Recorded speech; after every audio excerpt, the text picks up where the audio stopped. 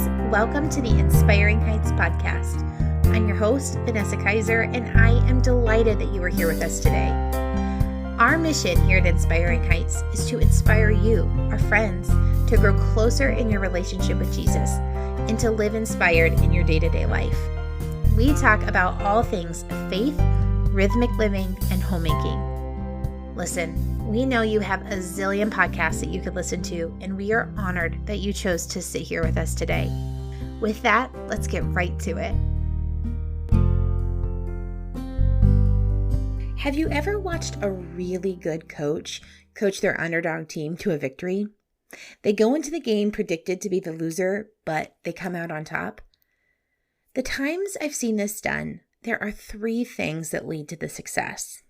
1, the coach is willing to tell the team what they're doing wrong. They explain and correct in real time to set the players up for better outcomes.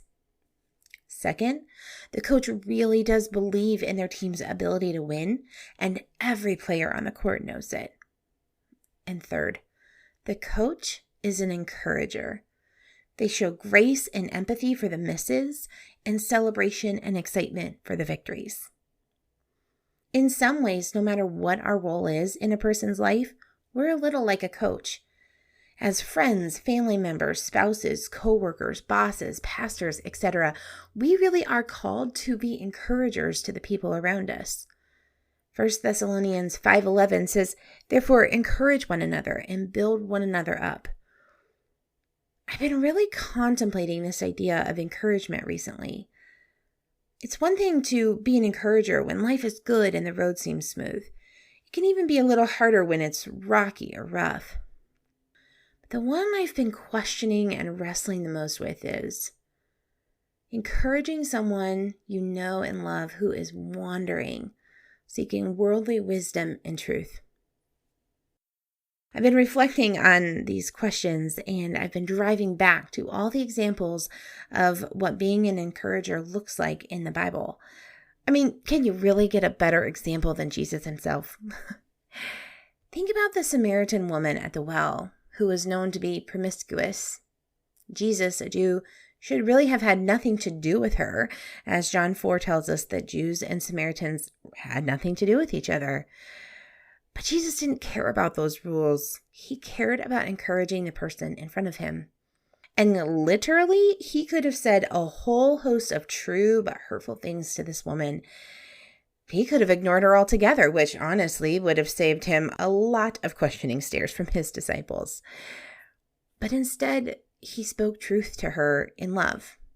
He let her know, like, hey, yeah, I know what you're doing, and we both know this isn't right, so it's time to stop and turn from your wicked ways. John 4 tells us that Jesus' coaching of this woman led many to come to faith in her town because of her testimony.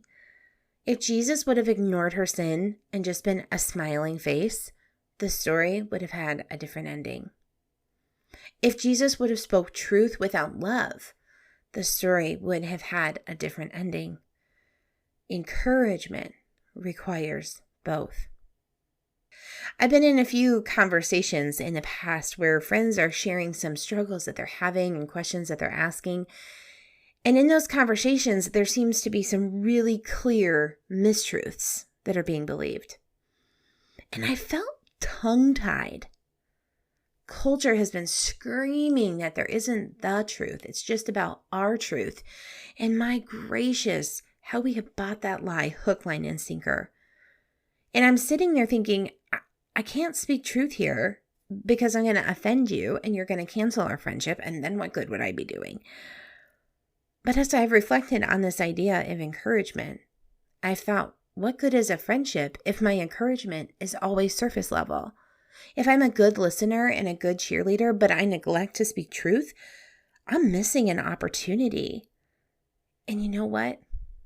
It is risky. It is. It was risky for Jesus to talk to the Samaritan. It was risky to tell her that he knew that she had had 5 husbands. But his willingness to enter into the uncomfortable spot led to many people coming to faith. And at the end of the day, if we're holding a kingdom perspective, isn't that the entire point? Okay, So how do we do it? How do we continue to grow in becoming bold encouragers to those around us? I have 3 quick things I've been thinking on. First, we have to be willing to get it wrong sometimes. So often in the moment, we can get really twisted up about saying just the right thing, where we're speaking truth and we're doing it wrapped in great love with eloquent words. And if we aren't 100% sure we're going to hit that mark, then we say nothing at all. We are going to mess up. We are going to have to apologize. Let's drop the chains of perfection and trade them for the knowledge that the Holy Spirit is alive and working in the hearts of Christians, and we really can rely on His power to lead the conversations. And when we get it wrong, because we will, let's be brave enough to say it out loud and apologize. Let's be brave enough to say, I'm sorry. Number 2, speaking of the Holy Spirit, when I find myself in the midst of these conversations, I want to remember to pray. Jesus, be here. Give me words. Lead this conversation. Open their heart to truth. Friends, it's not about us. In James, we learn, if you lack wisdom, ask God, and He will give generously to those who believe. And number 3, really practical. Follow up and be consistent. It's one thing to get through a seemingly conversation, but that one conversation isn't the end of the questions or the hardship or the rocky road that your friend or your person is walking through. Keep praying. Keep checking in on them. Keep showing up. Friends, being a bold encourager is about being more than just a cheerleader. It's really about being a good coach. Letting our people know we are here for you, we are with you, we believe in you.